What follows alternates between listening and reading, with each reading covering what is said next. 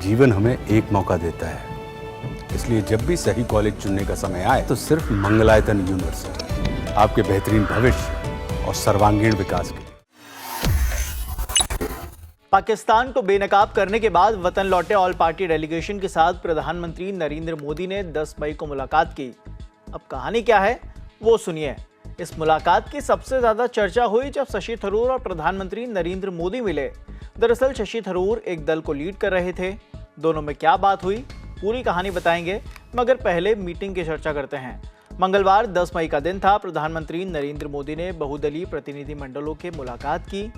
इन दलों ने पिछले कुछ हफ्तों के दौरान 33 देशों की राजधानियों की यात्रा की है।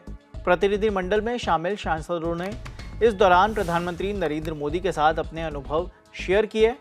केंद्र सरकार पहले ही उनके कामों की सराहना और प्रशंसा कर चुकी है। इन 7 प्रतिनिधि मंडलों में 50 से ज्यादा वर्तमान सांसद शामिल थे। साथ ही पूर्व सांसदों और पूर्व राजनयिकों को भी इनका सदस्य बनाया गया था। विदेश मंत्री एस जयशंकर पहले ही इन प्रतिनिधि मंडलों से मुलाकात कर चुके हैं और पाकिस्तान प्रायोजित आतंकवाद के खिलाफ भारत के कड़े रुख से दुनिया को परिचित कराने के उनके प्रयासों को सराह चुके हैं। शिवसेना के श्रीकांत शिंदे ने एक्स पर लिखा, हमने प्रधानमंत्री को आतंकवाद के खिलाफ भारत की दृढ़ लड़ाई और वैश्विक शांति के लिए हमारी अटूट प्रतिबद्धता के लिए इन मित्र देशों द्वारा दिए गए भारी समर्थन से अवगत कराया। शिंदे ने संयुक्त अरब अमीरात, कांगो, सिएरा लियोन और लाइबेरिया गए प्रतिनिधिमंडल का नेतृत्व किया था।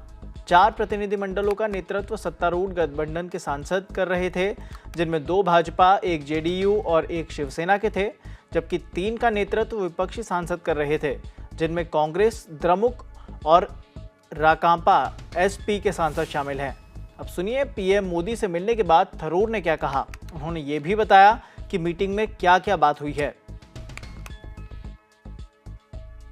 He saw this as an opportunity to thank the delegations for their service. We all sort of chatted with him in a very informal way. It was not a formal meeting at all. There were no formal speeches, or even those of us who had given him our reports on the trip did not present those reports or speak to them particularly.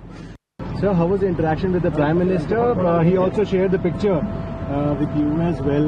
What was being talked about, sir? I haven't seen the pictures yet, but he certainly was very, very pleasant to all of us.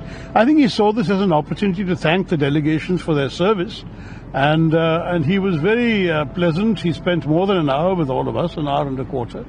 He walked around the lawn to different tables, talking to different groups of people. We all sort of chatted with him in a very informal way. It was not a formal meeting at all. There were no formal speeches, or even those of us who had given him our reports on the trip did not present those reports or speak to them particularly.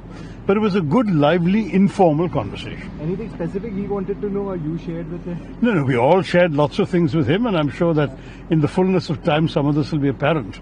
But one general proposition I've noticed is that in every country, people came back saying this was a very good idea, that countries appreciated having members of parliament come and visit them. And we all suggested we should make a practice of this more often, sending MPs to engage with legislators in other countries. And the Prime Minister certainly seemed to take that idea on board. It was his idea to begin with, but it was well received in other countries.